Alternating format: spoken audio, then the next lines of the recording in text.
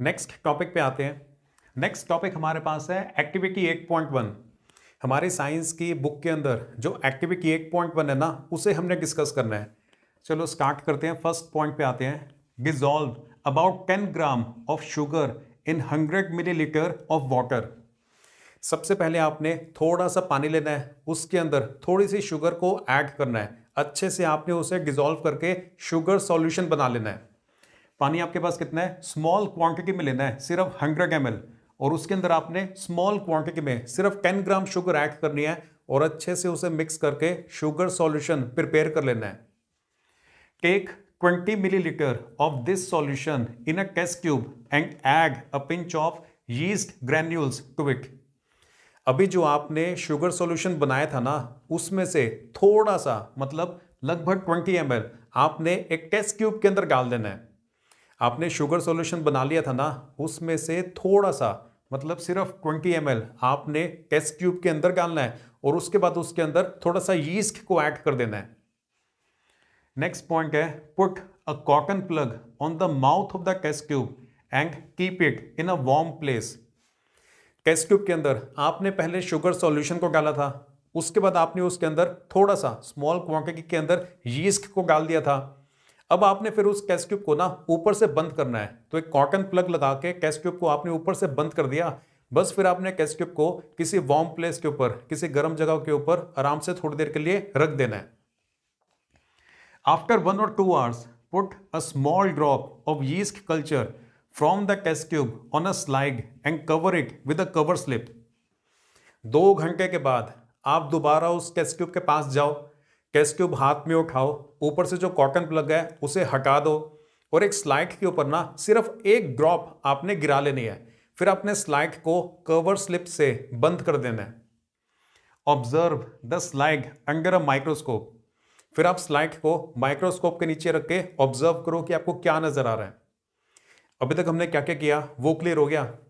सबसे पहले आपने स्मॉल क्वांटिटी के अंदर वाटर लिया था, उसमें आपने शुगर ऐड कर दी थी और उसे डिसॉल्व करके अच्छे से आपने शुगर सॉल्यूशन प्रिपेयर कर लिया था।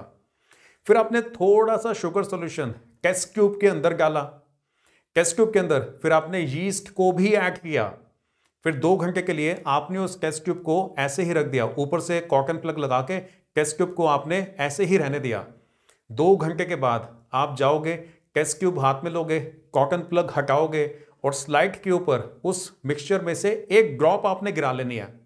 स्लाइड को आपने पूरा प्रिपेयर करना है, उसके ऊपर कवर स्लिप लगानी है, फिर माइक्रोस्कोप के नीचे रख के ऑब्जर्व करना है। तो माइक्रोस्कोप के नीचे जब आप ऑब्जर्व करोगे ना, तो आप ये देखोगे कि आपको ना यीस्ट के सेल्स नजर आएंगे और जो यीस्ट है ना, उसके अंदर रिप्रोडक्शन होता है बगिंग के थ्रू।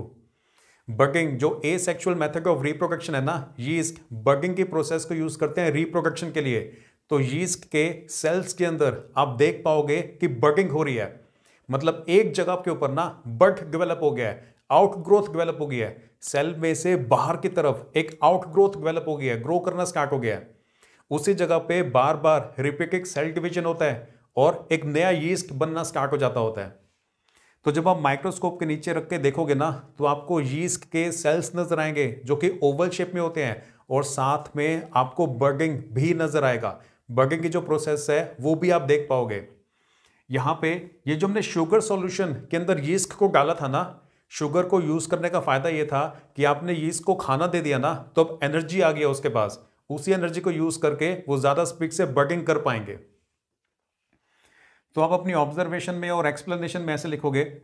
ऑब्जर्वेशन में आप ये लिखोगे, transparent and oval cells of yeast are seen under microscope. Microscope के नीचे जब आप देखोगे तो आपको यीस्ट के ट्रांसपेरेंट सेल्स नजर आएंगे जो कि ओवल शेप के अंदर है।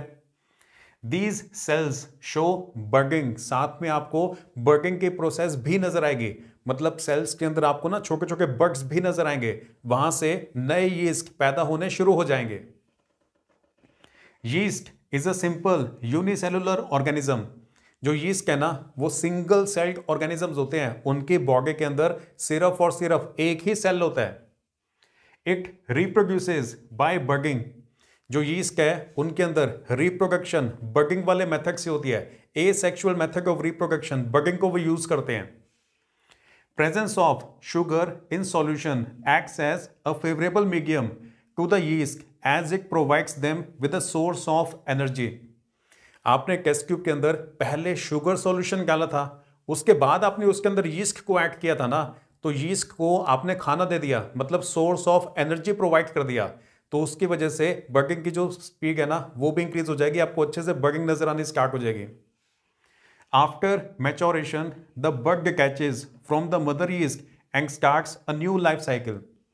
जो बग है जब वो ग्रो हो जाएगा और इंडिपेंडेंटली सर्वाइव करने के लिए केपेबल हो जाएगा ना, जब वो मैच्योर हो जाएगा, फिर वो मदर यीस्ट में से डिटैच हो जाता है और एक नए सेल की तरह अपनी लाइफ साइकिल शुरू कर लेता है.